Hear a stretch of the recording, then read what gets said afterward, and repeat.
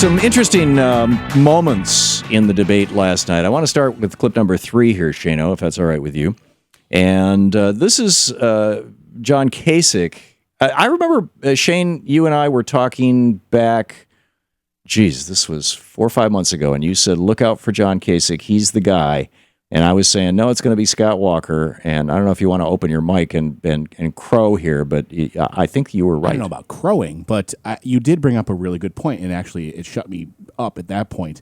And you had mentioned that John Kasich had gone to a Coke fundraiser and told one of the billionaire women there that he was proud of expanding Medicaid in his state, right? And that he cared about what St. Peter was going to say going into heaven.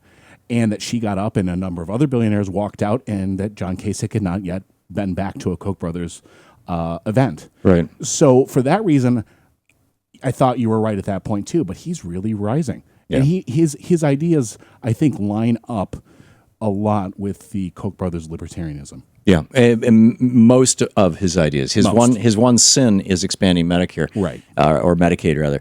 And I think that he'll get past that, and Scott Walker's imploding, and so Kasich is got to be Plan B for the billionaires. Absolutely, yeah. So anyhow, here's John Kasich, clip number 3. If I were sitting at home and watching this back and forth, I'd be inclined to turn it off. I mean, people at home want to know across this country. They want to know what we're going to do to fix this place, how we're going to balance a budget, how we're going to create more economic growth, how we're going to pay down the debt, what we're going to do to strengthen the military. So we've just spent 10 minutes here. We have a lot of issues coming up, But sir. wait a minute, with a lot of ad hominem. Now, I know that it may be buzzing out there, but I think it's important we get to the issues, because that's what the people want, and they don't want all this fighting. Well, it's interesting. This is a very, very superficial analysis, or at least it would seem to be. But it may also be a really accurate analysis. First of all, we know there's some real interesting science that was done a couple of years ago. We reported on this program that in presidential elections, the tallest candidate almost always wins. It's like 80-90% of the time. It's just a fascinating detail. And last night after the debate on the Drudge Report, there were, it's not up there right now, so they've apparently taken it down, but it was a link to, as I recall, the Daily Mail, the British newspaper, and it showed that when they were taking the group photos, Jeb Bush was standing on his tippy toes to make himself look taller than everybody else. If that picture goes viral, if the Daily Mail, which is a British newspaper, if that stuff gets out and goes viral, it's going to make him look bad. But I think that what's happened is, again, talking about what seems to be superficial but actually has a lot of consequence. I mean, keep in mind, Richard Nixon arguably lost in 1960 because he was sweating on television and he looked shifty-eyed. People who listened on the radio thought he won the debate. People who watched on television thought Kennedy won the debate because of the way Nixon looked.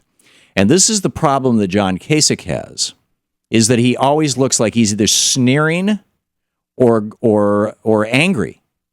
Even when he's saying positive things, he has this permanent expression of disgust, disdain, or anger on his face. And I'm sure it's not, I doubt he's actually feeling those emotions. I think it's just the way his face is wired. There's an old story about Abraham Lincoln. One time he was talking to one of his generals. I read this in Carl Sandburg's book, so it's been 20 years since I read the story, so I don't remember who he was talking to. I'm sorry. But he made a comment, Abraham Lincoln made a comment, he said, "I don't like that man's face." And the guy he was talking to said, "Mr. Lincoln, that's a terrible thing to say. He was born with that face." And Lincoln says, "No, a man is born with the face he's born with, but by the time he reaches that age, he has the face he's made." And whether that's true or not, I think that there is some truth to that. You can kind of look at people and see, if they've got a lot of smile lines or if they've got a lot of frown lines or whatever, particularly as they get into their 40s, 50s, 60s, and kind of see temperament, I guess. And Kasich looks like he's angry. Scott Walker, I think, is imploding because he looks like he's goofy. He does not. I don't think that people can. They look at Scott Walker and they can imagine a governor from Wisconsin. But I think that people look at Scott Walker and they can't imagine him as president of the United States. Who's this goofy guy? He's goofy looking.